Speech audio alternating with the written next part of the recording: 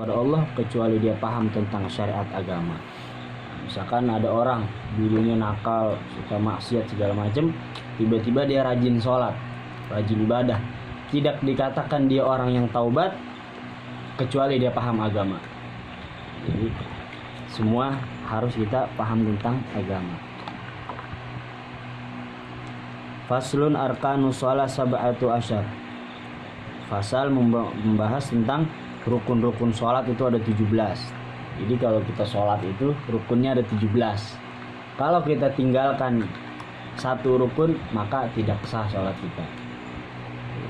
Yang pertama, rukun sholat itu al-awwal an-niyah. Jadi rukun sholat yang pertama itu adalah niat.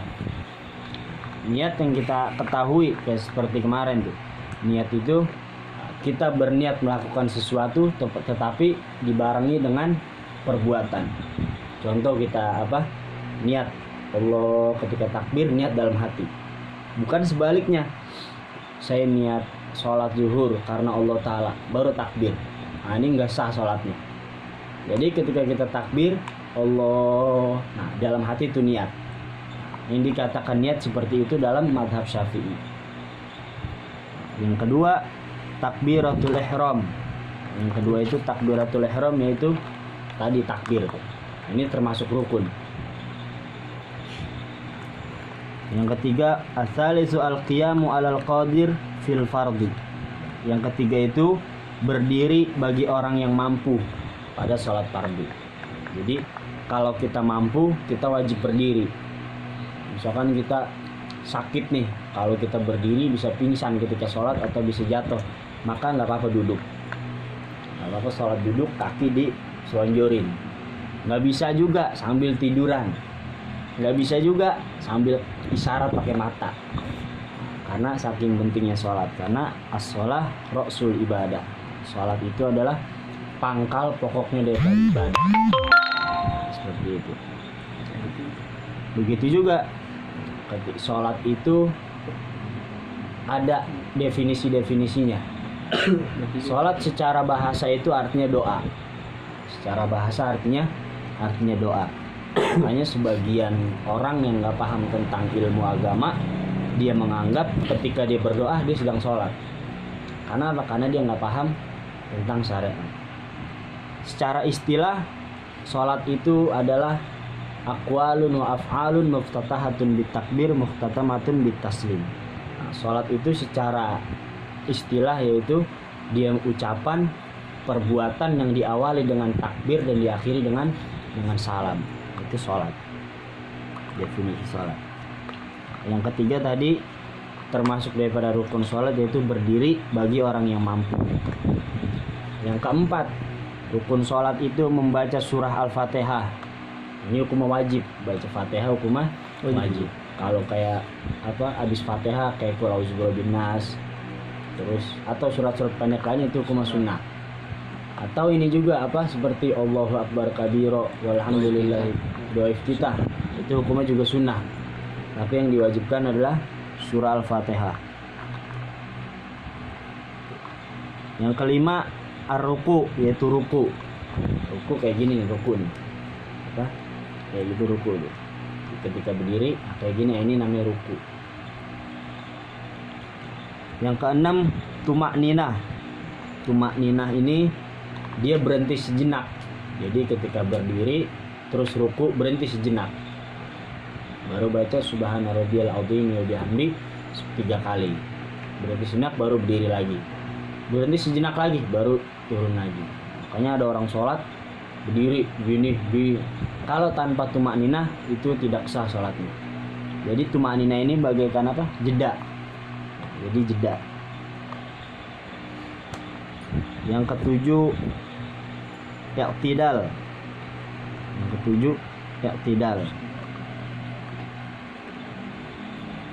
Ruku, tumak ninah, i'tidal. Yang ke-8, asamin atumak ninah. Tumak ninah lagi, habis i'tidal tumak ninah lagi. I'tidal itu berdiri dari ruku, habis ruku berdiri, itu i'tidal.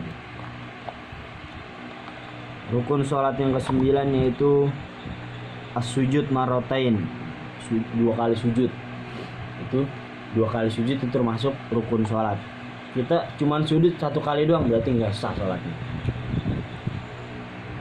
Yang ke-10 tumakninah lagi, habis 2 kali sujud berhenti, sujud lagi baru tumakninah lagi. Nah, seperti itu. Yang ke-13 at-tasyahud akhir. Tasyahud akhir itu duduk kayak gini nih. Nah, itu tasyahud akhir. Ini tasyahud akhir. Asyhadu apa? Ini doanya. Asyhadu alla ilaha illallah wa asyhadu anna Muhammadar Rasulullah sallallahu alaihi wasallam. Terus yang ke-14 duduk pada tasyahud akhir. Duduk tasyahud akhir seperti ini. Yang ke-15 bersolawat. Jadi ketika tasyahud akhir kan kita ada baca sholawat tuh. Nah, itu yang rukun sholat, itu yang diwajibkan dalam sholat. Yang ke-16 as-sadis asyar as-salam, itu mengucapkan salam. Salam ke kanan hukum wajib, yang ke kiri hukum sunnah. Kayak gini. Assalamualaikum warahmatullahi wabarakatuh. Nah, ini wajib ke kanan. Mau kita ke kiri mau enggak terserah. Yang kiri itu sunnah. As-sabi asyar at-tartib. Semua itu harus dengan tertib. Begitu juga ketika kita sholat, misalkan ada ini sholat, ada kita pakai sorban. Terus ketika kita sujud itu sorban yang ada di sini ada di kepala kita buat pakai sujud, itu nggak sah sholatnya. Paham nih? Kita pakai sorban nih. Oh ya, belum nyambung ini. nyambung. Kita pakai sorban ya kan. Terus ketika lagi sujud, sorban yang kita pakai ada di atas kepala kita nih. Nah, itu nggak sah sholatnya. Kayak gitu tidak sah. Begitu juga jidat nih.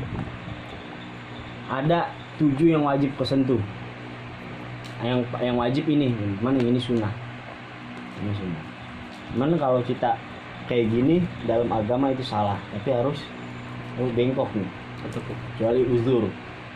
Kecuali orang yang uzur. Seperti itu. Peci nih, terus kita punya rambut panjang misalkan. Terus rambut nutupin nih ketika sujud, itu nggak sah sholatnya. Broyot.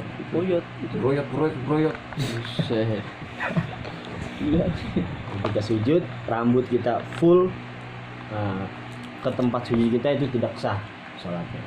Kalau hanya beberapa helai itu nggak apa-apa. Allahu a'lam bishawab. Nanya nih.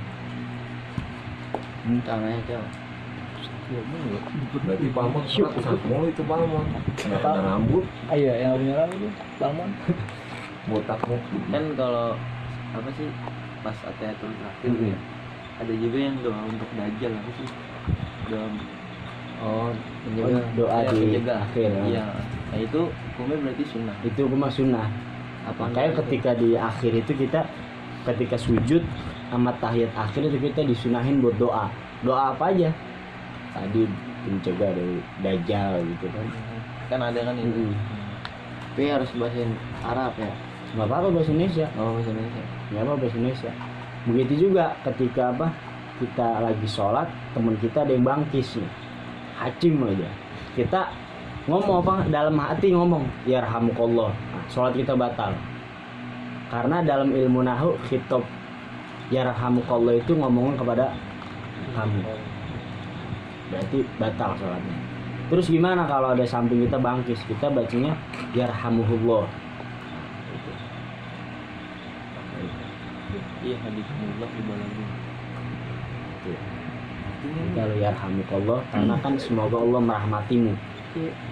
Sekalipun itu doa kita ucapkan ketika sholat, dan itu tujuannya dalam kalimat nahwu itu kan kaf itu doa ke kamu. Nah, yarhamukallah, semoga Allah merahmatimu, itu sholatnya tidak sah. Tapi kalau kita yarhamuhullah, semoga Allah merahmatinya, ketika dia bangkit itu nggak apa-apa. Seperti itu. Ini Kalau rukunya lagi sakit yang sholat duduk apa aja? ruku lagi sakit maksudnya? Sholat rukun sholat yang kalau lagi Oh. sakit duduk kan? Rukunnya apa aja kan dia nggak sujud. Oh iya. kayak biasanya gitu, kayak gini nih. Misalkan kayak gini gitu sama ini apa, takbir niat dalam hati. Karena kita ruku Allahu Akbar. Karena kan udzur syariat ini kan sesuatu yang dimaafkan. Jadi nggak harus dipaksa. Gimana lu bisa sholat berdiri, nggak seperti itu. Sama ketika sujud juga kayak gini. Atau juga bisa juga kita sholat duduk kayak gini misalkan. Nggak apa-apa mau selonjoran mau kayak gini bisa. Allahu Akbar, ruku, sujud kayak gitu. Biasa sih kayak gini biasanya nih. Orang yang nggak apa yang nggak bisa berdiri biasa kayak gini. Terus selonjoran bisa. Lagi tidur juga bisa. Kayak gerakan mata. Lagi tidur pulas. Siswa Tidur udah pulas, kacau nih. kacau juga tidur pulas.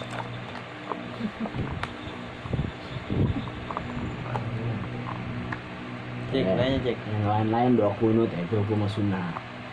Jadi jangan kita Kacau nggak perlu kurut udah sholat subuh. Apa betul? Tuh aja tidur. kunut itu ada doa kunut subuh, ada doa kunut nazilah untuk keadaan tertentu seperti sekarang corona. Nggak apa-apa kita sholat zuhur tapi pakai kunut. Tapi di akhirnya ada doa-doa yang berkaitan dengan apa yang sedang terjadi gitu.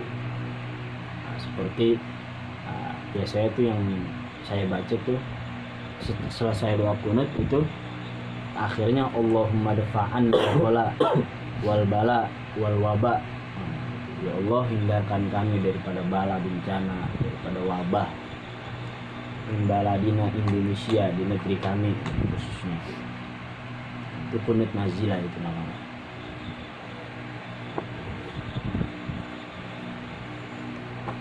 Anjay. Fikri, jangan diem Nih aja. dia nggak pernah nanya nih dia. Nanya waktu mau nanya. Gak pernah ngobrol sama setan. Parah lu. Ki, nanya Ki.